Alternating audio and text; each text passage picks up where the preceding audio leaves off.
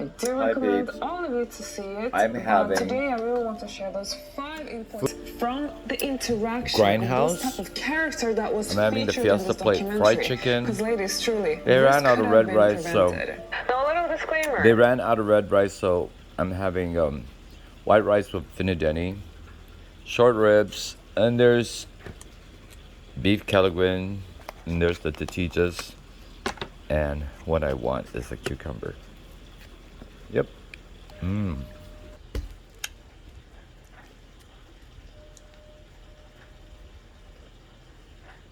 I was just watching. Due to the fact that the Tinder swindler never was sentenced for the crimes in this documentary, he is still claiming he is innocent and that these women made everything up to defame him. For this reason, I'm not claiming that these are facts. This is just my analysis of this documentary. And a disclaimer. So what was this documentary about and why is everybody talking about it? Well, first of all, it was a very well-made documentary about this man who positioned himself on Tinder as being this affluent jet setter, this billionaire's son. And obviously he was having this profile where it really looked like he was who he claimed he was. He had over 100,000 followers on Instagram. If you would Google him, he looked absolutely legit. Allegedly, he conned many women, and the sum went up to 10 million, which is a lot of money. So how he would con these women were by the same strategy applied to all of them. He would enter in a relationship or friendship with them, then it will take a little bit of time to build up trust, and once the trust was established, he would begin the con by pretending he was in trouble and needed help by asking these women to lend him money. Now, because he was this wealthy character, he seemed very legit, so these women had no doubt that he was ever going to have problems paying them back. Of course, we all know that the payback never happened. And this documentary follows the journey of these women.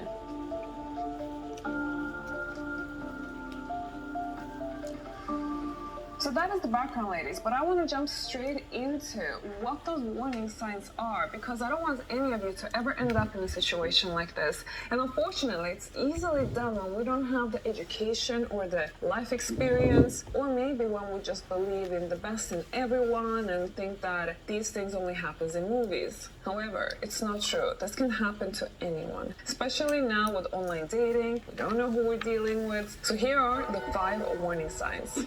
Warning sign number 1. Now, I'm not going to make any claims whether the person in this documentary fits into this or not. So I'm not making this point specifically about him. However, based on my research on the subject and also some personal experience, we need to talk about the narcissist, the psychopath, and the sociopaths. Because in order to be able to read the warning signs, one has to be really educated and know what is a narcissist, what is a psychopath, what is a sociopath. No, we don't know. Sorry.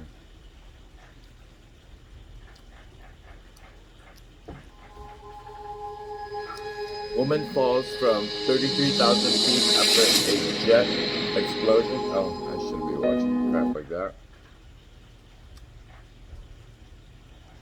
I need news or something.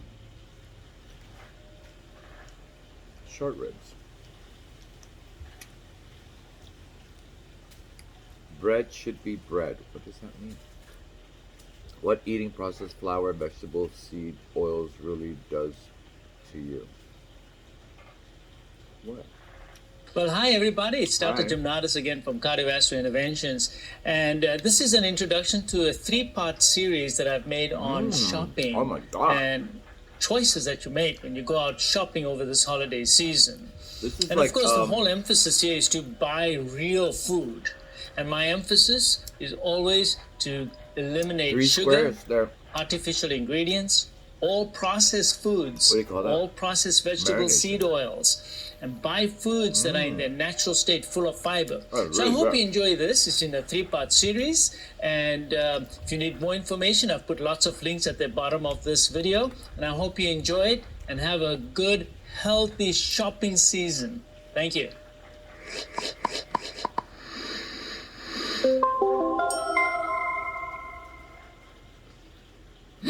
So let's move on here.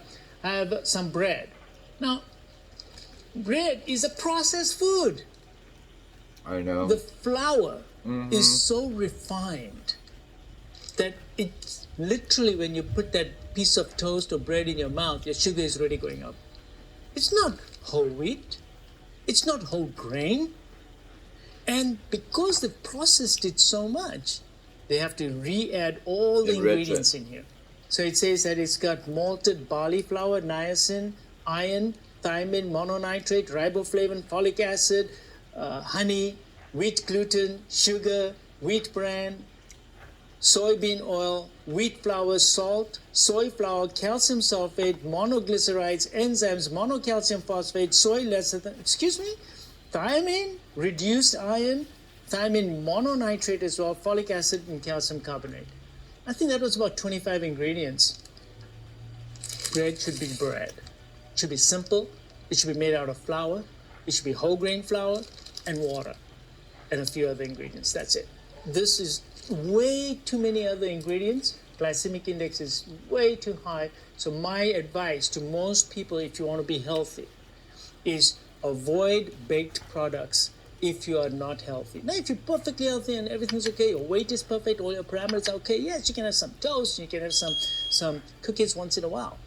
But for most of us who are struggling to either keep our weights down or stay healthy, or we have chronic inflammatory diseases, connective tissue disease, inflammatory bowel disease, we should avoid flour in general. Glycemic index is too high, and many people, knowingly or unknowingly, are actually very sensitive to the wheat products. So there are blood tests that I can do to see if you are sensitive to gluten or other wheat products. But those are expensive tests. They can be done, and we do them. But better still, I tell patients, do an elimination diet. If you're not feeling well, you have connective tissue disease, if you have a weight problem, if you have high blood pressure, if you have metabolic syndrome, for 2 weeks, eliminate all flour and see how you do. And most patients come back to me and say, oh my goodness, I feel lighter, I feel better, my stomach is not so bloated. Yep. You don't need to get diarrhea from eating this to be sensitive to it. You will find that you'll lose weight and inflammation will go down. So with some toast, most people put something on it. They can put butter on it, or they put peanut butter. Peanut butter, I was looking at the ingredients of peanut butter over here, and it's very nice. It's got only 2 grams of sugar per serving. So what's the magic number for sugar per serving? If you're going to look at this label, you got to look at the sugar. It says total sugar, 2 grams. This is the one you want. Always be less than 5 grams per serving. If you do that in general, anything you pick up, if it says more than 5 grams of sugar per serving, put it away. It's not good for you. Whether you're diabetic or not, it doesn't matter. It's no good for you. Don't do it. So let's take another sample. What's this? We have some chips over here. And this is, of course, man-made. And it's processed.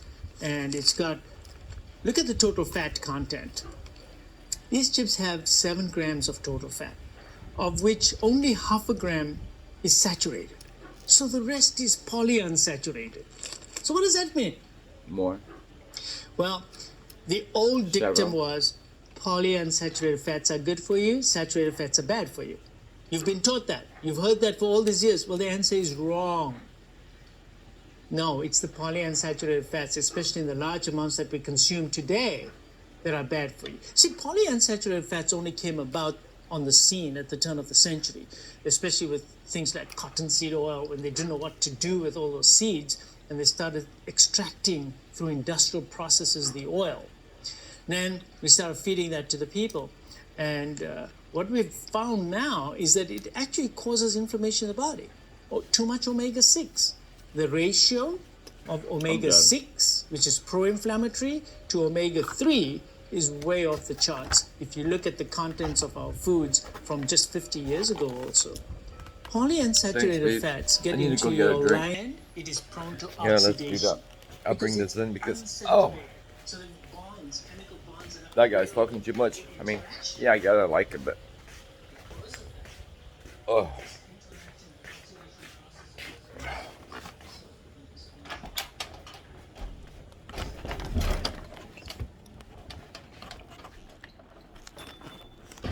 What are you doing?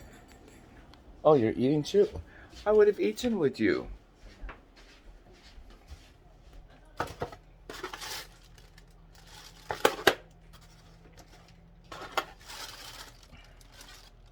Well, somebody seems not to have eaten their vegetables. I'll eat that. Baby girl ate? Oh. This was really good. The one you got me from Grindhouse. It was the short ribs was really good. It's just fatty. Fried chicken was really good, but the short ribs was really good. I must call it Fiesta Fry. What's that? Chicken. No. That's it? No. I'm good. I need a drink.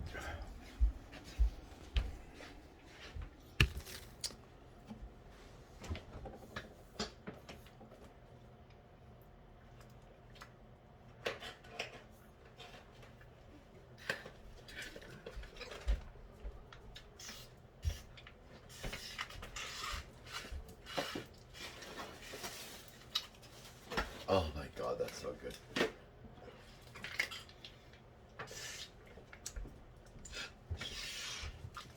Oh Lord. I think I need one more of those things. You like my new phone? He likes it.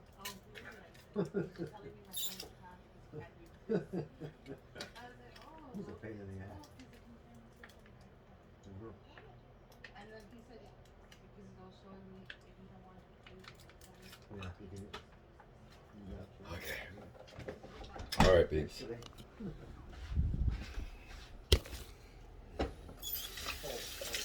How is it? I'm good. I drank too much. I was just thinking about a snack. Something to snack on. Like a cookie. Well, you heard what the guy says. I have no diabetic issues, and I just want a little.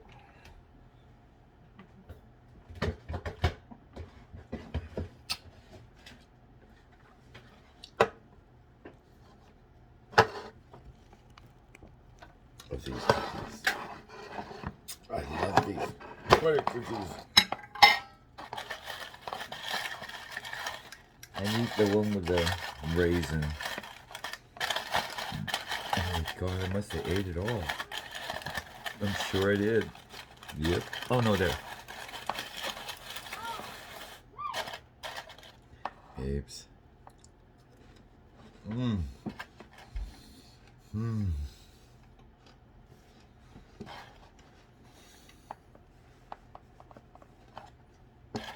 Want another one? Sure.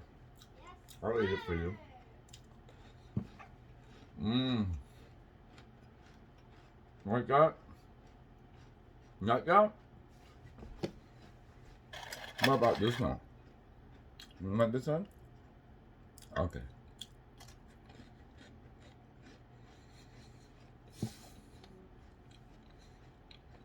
I hope it just absorbs all the liquid, so. Who wants some of this? Okay.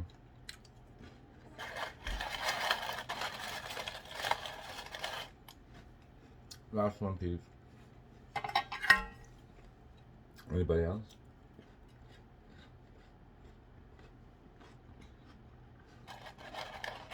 Yes? Okay.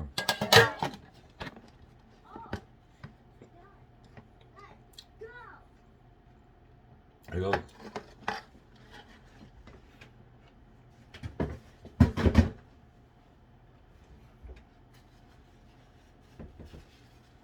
You know what's good to wash it down with?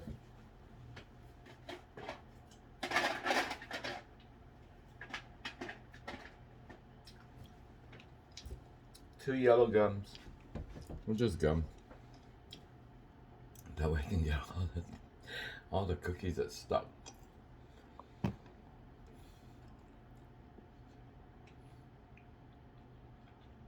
Mmm.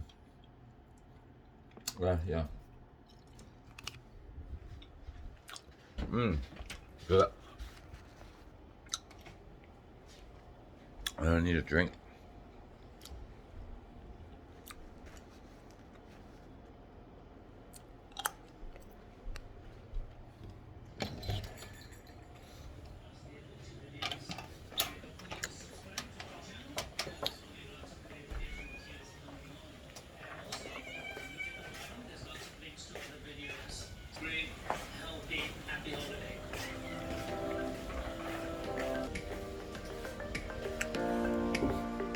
Okay, Peeps, that was good.